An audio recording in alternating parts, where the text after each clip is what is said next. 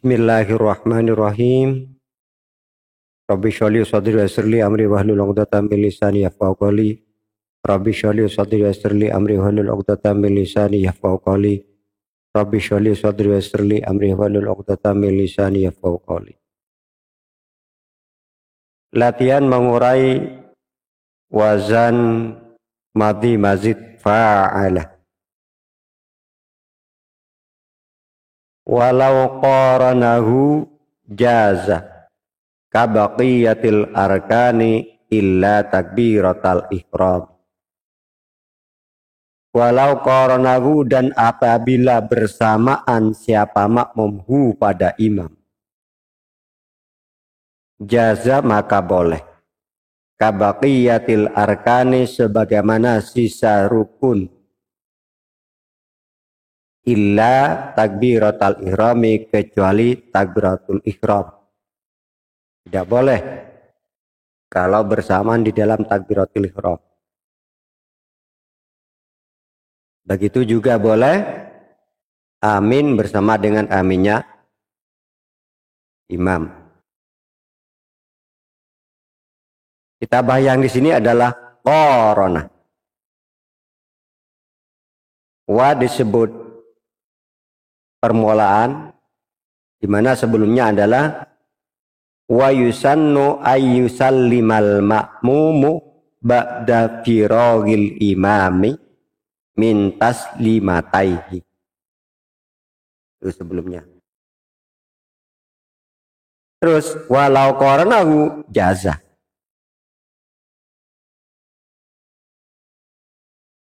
Wa dengan melihat huruf sebelumnya itu menjadi permulaan.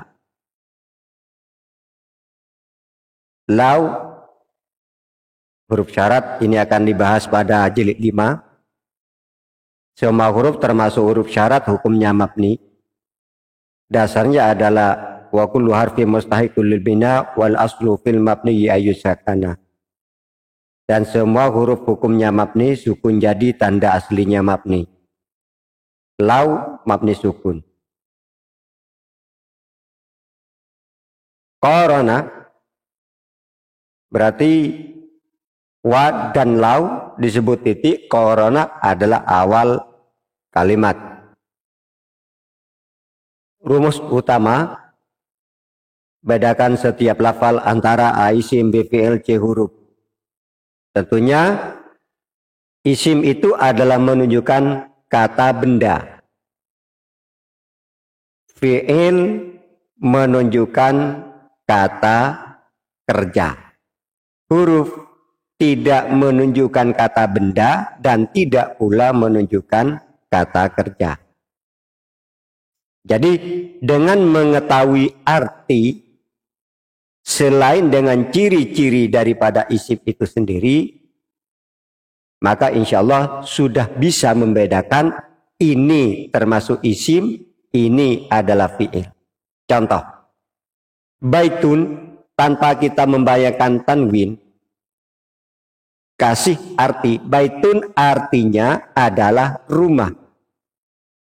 Maka anak ditanya, rumah ini adalah kata benda atau kata kerja? Rumah. Tentunya anak akan menjawab bahwa rumah itu adalah benda. Nah, bila benda, maka berarti lafal baitun itu adalah isim. Karena lafalnya menunjukkan arti kata benda. Begitu juga dengan fi'il. Arti daripada lafal tersebut adalah menunjukkan sebuah pekerjaan. Maka berarti fi'il. Jadi selain anak mengetahui ciri-ciri isim, begitu pula dengan fi'ilnya, maka anak sudah membedakan dengan dirangsang melalui arti daripada lafal tersebut. Kita lanjut di sini. Dasarnya bedakan isim, fi'il dan huruf. Isman wa fi'lan tsumma harfa mayyiza lafdzan bima minal alamati riza. Bedakan dulu isim, fi'il dan huruf dengan tanda-tanda isim, fi'il, huruf. Tanda-tanda isim sudah disampaikan di jilid 2. Fi'il kita mulai pembahasannya pada jilid 4. Semua jenis isim mulai dari jilid 2 itu sudah diurai. Karena menurut rumus utama adalah fi'il. Jadi bukan isim. Rumus utama. Bedakan setiap lafal A isim, B fi'il, C huruf. Isim adalah kata benda. Fi'il adalah kata kerja. Huruf selain kata benda dan kata kerja. Ternyata korona dengan meninjau makna atau artinya yaitu bersamaan. Bersamaan adalah bukan sebuah kata benda, melainkan adalah sebuah pekerjaan. Maka berarti korona adalah fi'il. Di setidaknya jilid 3 anak sudah dilengkapi dengan kamus. Atau dari jilid 2 sudah belajar cara mencari di dalam kamus berikut makna-maknanya.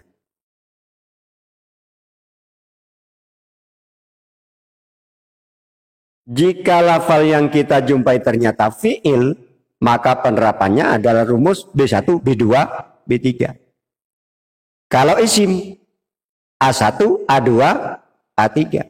Jika lafal yang kita temui ternyata isim, maka rumus berikutnya yang harus diterapkan adalah A1, A2, A3. Dengan demikian maka di dalam belajar Amsalati ini memahami sebuah kitab atau ibarat, baik itu Al-Quran atau kitab, baik itu kitab kuning atau pelajaran seperti halnya dengan bahasa Arab umpama, itu ada cukup dengan 2 rumus. Artinya pertama, makna dikenalkan pada anak. Jika benda berarti isim, maka rumus yang digunakan adalah rumus yaitu A1, A2, A3. Rumus yang pertama. Rumus yang kedua, jika lafal kita beri makna pada anak, artinya makna lafal tersebut kita sampaikan pada ini maknanya benda atau pekerjaan.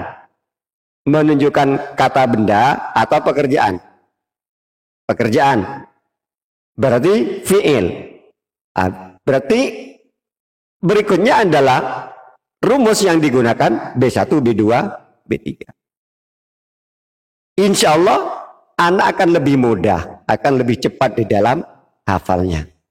Juga paham terhadap lafal yang diurai tersebut.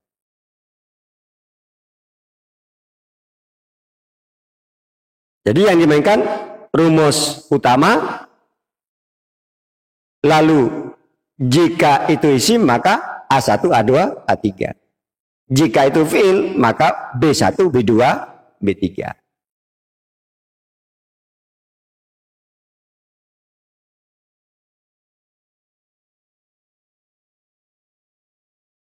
Karena lafal korona ini adalah ternyata fi'il, itu maknanya bersamaan. Maka penerapan berikutnya adalah rumus B1. Dari B1, B2, B3 kita ambil mulai dari B1, bukan dari B2. Karena ini adalah satuan yang mau dijadikan sebuah kalimat atau susunan lafal. Jadi B1, B2, B3. Begitu pula dalam isim A1, A2, A3 baru menyusul. Karena menurut rumus B1, apa yang kita lakukan dalam rumus B1?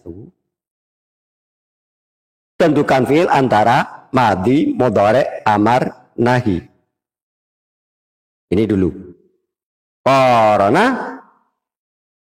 termasuk fi'il madhi, fi'il mudhari, fi'il amar, fi'il nahi. Kemudian rumus B2 menentukan lafal korona mujarrad atau mazid, mabni atau mu'rab, maklum atau majhul. Tentukan fi'il antara mujarrad atau mazid, mabni atau mu'rab, maklum atau majhul. Rumus B2. Rumus B3, lafal korona kita urai dengan rumus B3. Jadikan susunan lafal menjadi fi'il, fa'il, pelengkap, fi'il, pelengkap, fa'il, pelengkap, fi'il, fa'il. Bila ada titik maka menjadi titik, fi'il, fa'il, pelengkap, titik, fi'il, pelengkap, fa'il, titik, pelengkap, fi'il, fa'il. Bayangan titik atau koma antara lain yang menyertai fi'il adalah qad, laqad, malama, itida, ahal, summa, wafa.